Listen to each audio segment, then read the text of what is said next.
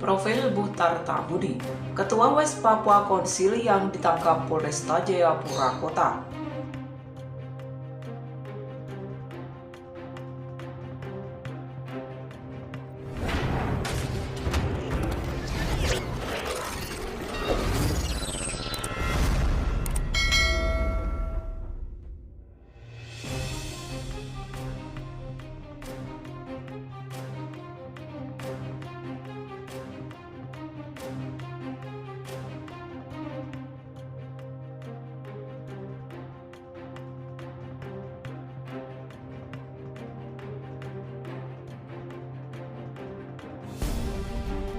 Polresta Jayapura Kota, Provinsi Papua mencokok Buhtar Tabudi, Ketua West Papua Konsil di kediamannya kawasan Kampwelker, Distrik Heram, Jayapura, Senin 17 Oktober 2022.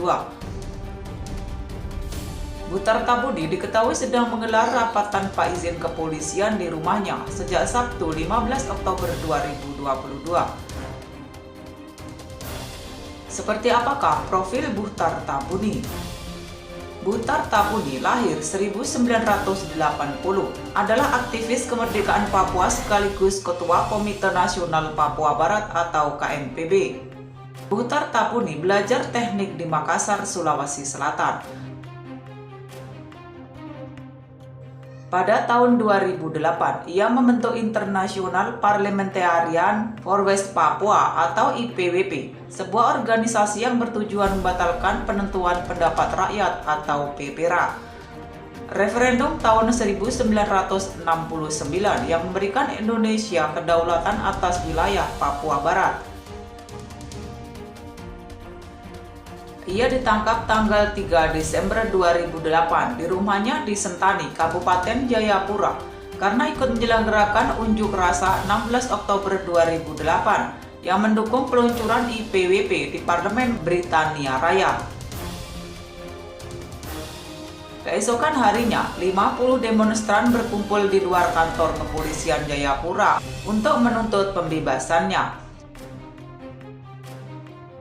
Jaksa menuntut hukuman penjara 10 tahun atas 3 tuduhan, tindakan pengkhianatan pasal 106, provokasi pasal 160, dan tindakan melawan negara pasal 212.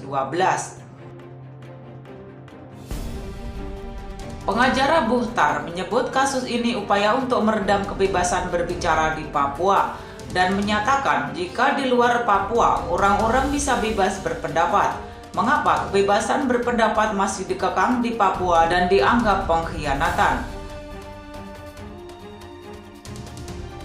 Amnesty International menganggap Buhtar Tabudi sebagai tahanan hati nurani yang ditahan hanya karena mengekspresikan pendapatnya. Human Rights Watch juga meminta pembebasannya beserta tahanan-tahanan politik Papua non-kriminal lainnya. Pada Januari 2011, Amnesty melaporkan bahwa Buhtar dan aktivis Papua Philip Karma telah ditransfer dari penjara Jayapura ke sel isolasi di Kepolisian Jayapura dan terancam mengalami penyiksaan. Buhtar dibebaskan dari penjara tanggal 17 Agustus 2011. Tanggal 8 Juni 2012, Buhtar Tabudi ditangkap kembali di Jayapura karena ikut menyulut kerusuhan.